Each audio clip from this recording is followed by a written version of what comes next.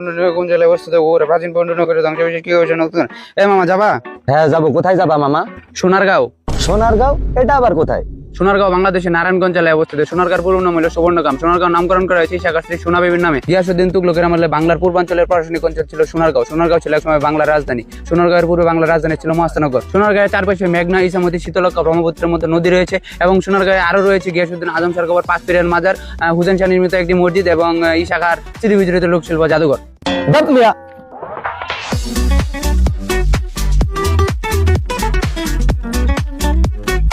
এই মামা বাদ দিও।